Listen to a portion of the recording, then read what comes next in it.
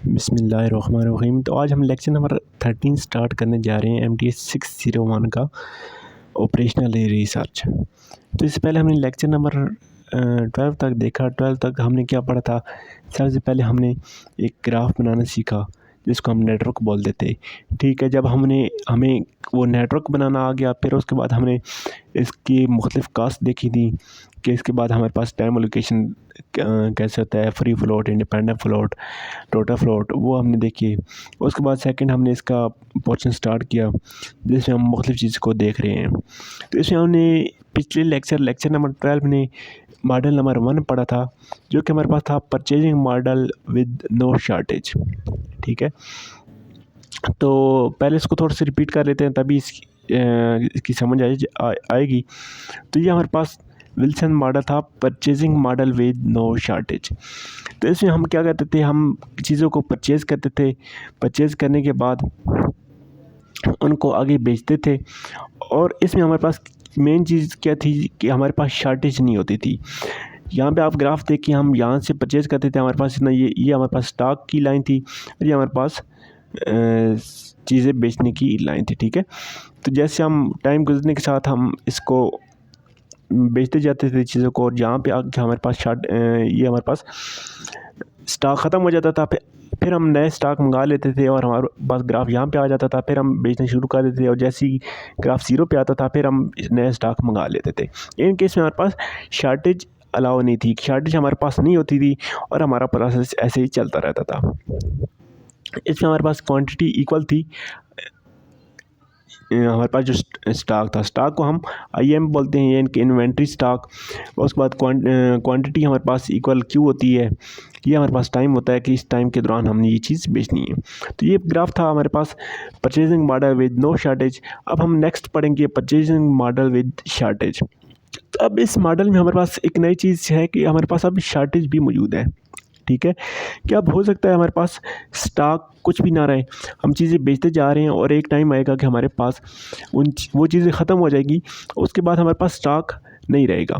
जब स्टॉक नहीं रहेगा तो हमारे पास सेकंड ऑप्शन क्या है कि हमारे पास जो भी ग्राहक आएगा हम उसको कहेंगे कि ठीक है, आप हमें बुकिंग कर दें इस चीज़ की। जैसे ये चीज़ हमारे पास आती है तो हम आपको 2 दिन में या 1 दिन में आपके पास भेज देंगे। तो इस चीज़ को हम अलाउ करेंगे यहाँ पे कि शॉर्टेज जब होगी तो हम इस चीज़ को एडवांस बुकिंग को इंट्रोड्यूस करेंगे।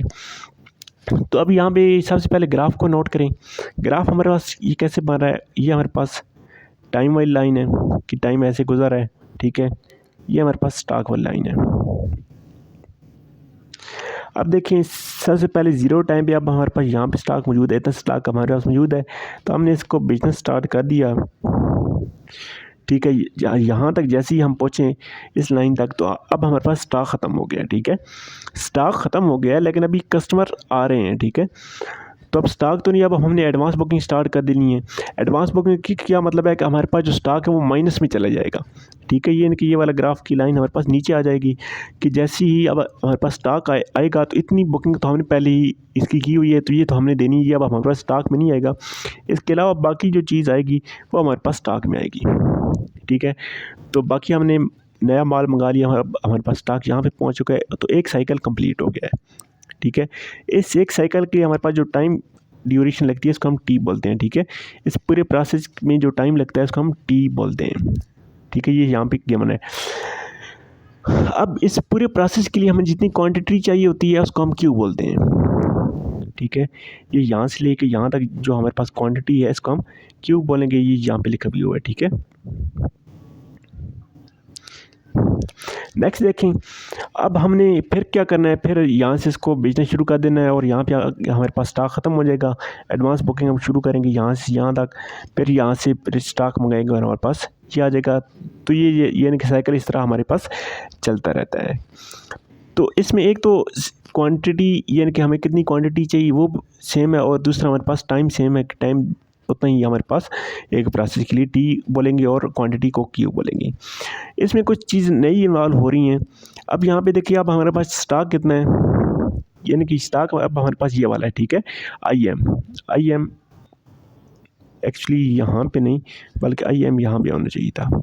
ठीक है, अब हमारे पास स्टॉक कितना है और क्वांटिटी इतनी है, क्वांटिटी ज़्यादा है और स्टॉक हमारे पास कम है, ठीक है। तो नेक्स्ट चीज़ें अब हमारे पास अब टाइम में भी मज़ीद वेरिएबल इन्वॉल्व हैं, ठीक है।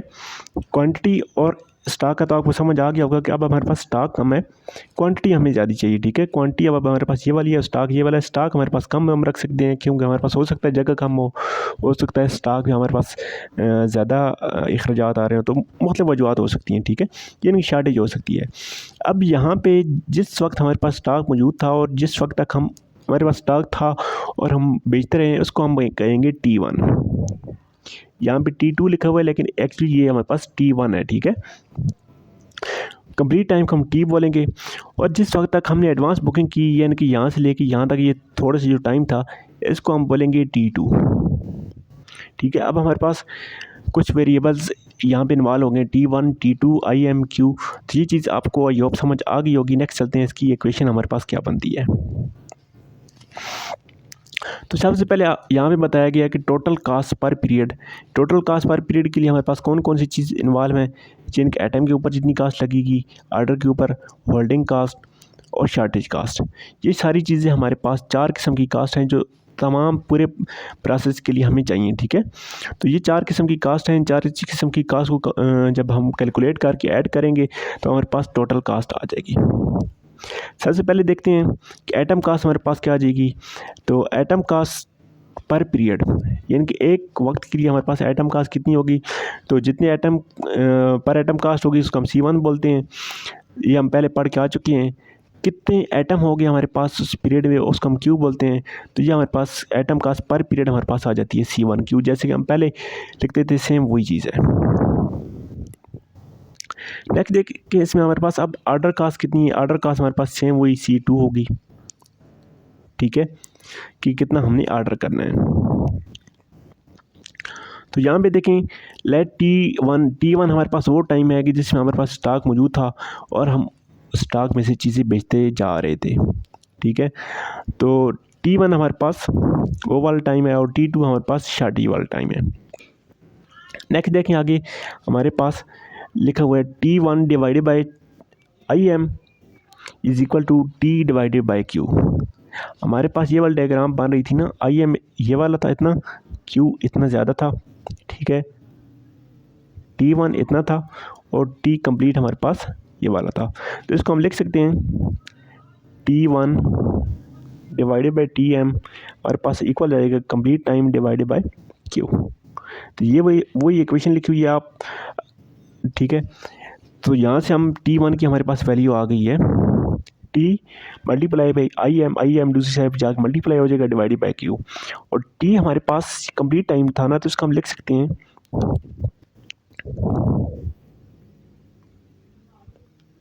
T हमारे पास कंप्लीट टाइम था तो T की जगह हमने T लिखा। IM हमारे पास ये स्टॉक था, Q हमारे पास ये था। ये दरमियान वाले जितना ये गैप आता था इसको हम शार्टेज S बोलते थे। तो हम लिख सकते हैं ये वाला Q equal to IM plus S shortage, ठीक है, ये वाला शार्टेज, ठीक है। तो ये चीज़ IM की जगह हमने Q माइनस S लिख लिया और बाकी चीज़ ऐसी रही। तो ये हमारे पास T1 के लिए आ गया है, ठीक है। T2 वो टाइम था जब हमारे पास शार्टेज थी, तो हम लिख सकते हैं T2 divided by S is equal to T divided by Q। तो यहाँ से हमारे पास T2 की वैल्यू आ गई, T1 की ये वाली वैल्यू आ गई, T2 की ये वाली वैल्यू आ गई, ठीक है। तो टोटल टाइम की हमारे पास ये वाली वैल्यू होती है क्वांटिटी डिवाइडेड बाई टाइम, जो कि हम ऑलरेडी यूज़ करते आए हैं। तो यहाँ से T1 की जो वैल्यू आई है और T2 की वैल्यू आई है, यहाँ पे जो वर्ड T इस्तेमाल हुआ है उसकी जगह हम ये वाली वैल्यू पुट करेंगे तो हमारे पास T1 की ये वैल्यू आ गई और T2 की ये वाली वैल्यू आ गई है। नेक्स्ट हमारे पास है होल्डिंग कास्ट, ठीक है। होल्डिंग कास्ट हमारे पास क्या चीज़ होती है, एवरेज स्टॉक पर period multiply by time T1, जिसमें वो हमारे पास स्टॉक रहती है, शार्टी वाला टाइम यहाँ पे इंक्लूड नहीं होगा, multiply by holding cost divided by unit per time. तो एवरेज कास्ट पर स्टॉक को हम IM डिवाइडेड बाई 2 बोलते हैं, ठीक है, कि वो पीरियड जब हमारे पास स्टॉक होता है उसका एवरेज डिवाइडेड बाई 2 T1, ये वाला T1 आ गया और C3 हमारे पास होल्डिंग कास्ट आ गई है, ठीक है। तो यहाँ पे आई एम की जगह ये वाली वैल्यू हमारे पास आ गई जो हमने ऊपर निकाली है, डिवाइड बाई 2, और T1 की जगह हमारे पास T1 की वैल्यू पुट की है, ठीक है। बाकी C3 हमारे पास सेम ऐसे ही आ गया है। तो अब यहाँ पे हमारे पास होल्डिंग कास्ट यानी कि इन्वेंट्री कास्ट की हमारे पास ये वाली वैल्यू आ गई है। नेक्स्ट हमारे पास शॉर्टेज कास्ट पर पीरियड क्या थी कि एक वक्त में हमारे पास कितनी शॉर्टेज थी, average shortage per period multiply by time multiply by shortage cost जो इसके ऊपर कास्ट आती है, ठीक है। नेक्स्ट हमारे पास इन्वेंट्री कंट्रोल क्या था कि shortage average shortage multiply by average shortage की जगह हम S/2 लिख सकते हैं, टाइम की जगह S/Q लिख सकते हैं, और ये हमने ऊपर एक एक्सप्रेशन निकाला था Q डिवाइड बाई T और C4 हमने बस शॉर्टेज कास्ट आ गई, तो इसके लिए हमारे पास C4 multiply by S² divide by 2 आ गया, ठीक है, जब इसको सिंप्लीफाई किया है। तो जब ये सारी कास्टें ऐड किए तो हमारे पास ये चीज़ें आ गई हैं, ठीक है। ऊपर हमने फार्मूला पढ़ा था ना, ये वाला फार्मूला, तो यहाँ पे item cost, order cost, holding cost और शॉर्टेज कास्ट सारी की वैल्यू हमने अलग अलग निकाली हैं, और सारी वैल्यू को जब ऐड किया तो हमारे पास ये एक्सप्रेशन आ गया है। तो ये एक्सप्रेशन है हमारे पास कि पूरे जो हमारे पास सर्कल है उसके ऊपर कितनी कास्ट शामिल होगी। तो इसको पर टाइम के लिए अगर हमने कैलकुलेट करना है तो इसके ऊपर T डिवाइड कर देंगे, ठीक है। इस पूरे एक्सप्रेशन के ऊपर जब T डिवाइड करेंगे तो T की जगह हम Q डिवाइड बाई T लिख सकते हैं। Q डिवीज़न में है तो इसको मल्टीप्लाई करेंगे D डिवीज़न बाई Q, तो सबसे मल्टीप्लाई किया और अब हमारे पास ये वाली वैल्यू आ गई है, ठीक है। तो ये हमारे पास फाइनल फार्मूला है कि पर यूनिट टाइम के लिए हम हमारे पास कितना स्टॉक कितना हमारे पास प्राइस होनी चाहिए। तब इसको मज़ीद इसमें से Q और S की वैल्यू फाइंड करने के लिए इसको डिफ्रेंशिएट करेंगे, Q और S के रिस्पेक्ट से इक्वल 0 करेंगे तो हमारे पास ये दोनों एक्सप्रेशन आ जाएंगे। तो यहाँ से हमारे पास S की वैल्यू ये आ गई है, ठीक है। S की वैल्यू ये वाली हमने इक्वेशन नंबर 25 में पुट किया और 25 वाली इक्वेशन हमारे पास ये इक्वेशन फाइनली आ गई है। तो यहाँ से फाइनली हमने निकाला क्या है, यहाँ से हमने एक तो क्वांटिटी का फार्मूला निकाल लिया, एक से एक हमने S का फार्मूला निकाल लिया। तो ये दोनों हमने फार्मूले निकालने थी, इसलिए हमने ये सारा प्रोसेस किया है, ठीक है। तो ये दोनों हमारे पास फार्मूले आ गए हैं। इसको अब नेक्स्ट एग्जांपल में पुट करेंगे और देखेंगे कि अब हमारे पास क्या चीज़ आती है। एग्जांपल हमारे पास क्या चीज़ है कि डिमांड हमारे पास है किसी भी आइटम के लिए 18,000 पूरे साल में, ठीक है। इसकी परचेजिंग कास्ट कितनी है, 400, ठीक है। कास्ट ऑफ वन परचेज यानी कि एक आइटम की कास्ट हमारे पास 400 है। होल्डिंग कास्ट कितनी है, 1.2 पर यूनिट पर ईयर है। इसके बाद टाइम कास्ट पर आइटम, ठीक है। आइटम कास्ट पर यूनिट कितनी है, वो कीमत 1 रुपये है, ठीक है। तो शॉर्टेज कास्ट की इसकी 5 रुपये है पर यूनिट पर ईयर, ठीक है। तो अब हमने ये सारी चीज़ें निकालनी है, तो स्टेप बाय स्टेप इनको चीज़ों को निकालते हैं। तो यहाँ से हमारे पास जो गिवन डेटा है उसमें से हमने डी हमारे पास यानी कि क्वांटिटी कितनी चाहिए, 18,000 पर ईयर। इसको अगर मंथली कैलकुलेट करना चाहें तो हम 1500 यूनिट्स चाहिए पर मंथ के लिए। C1 यानी कि आइटम कास्ट हमारे पास 1 रुपीज़ आ गई है। C2 यानी ऑर्डर कास्ट 400 आ गई है। C3 यानी कि इन्वेंट्री कास्ट 1.2 पर ईयर पर आइटम आ गई। C4 यानी कि शॉर्टेज कास्ट 5 रुपये पर ईयर पर आइटम आ गई है। तो सबसे पहले हमने ऑप्टिमम ऑर्डर के कितना ऑर्डर हम निकालेंगे, तो ऑर्डर के लिए हमारे पास Q के लिए ये वाला फार्मूला हमने निकाला था। इसमें 2 की जगह 2, C2 की जगह हमने 400 पुट किया है, D की जगह 18,000 पुट किया है, डिवाइड बाई C3 हमारे पास 1.2 है।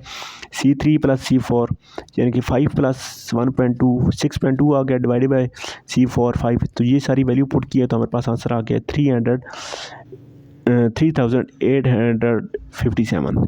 तो इतनी हमारे पास क्वांटिटी होनी चाहिए ऑर्डर के लिए। नेक्स्ट हमने पोर्शन बी में क्या निकालना था कि टाइम बिटवीन ऑर्डर।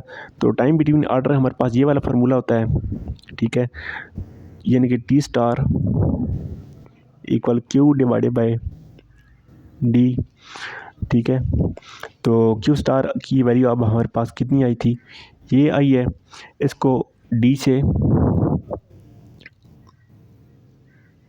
डी की वैल्यू अब हमारे पास कितनी थी,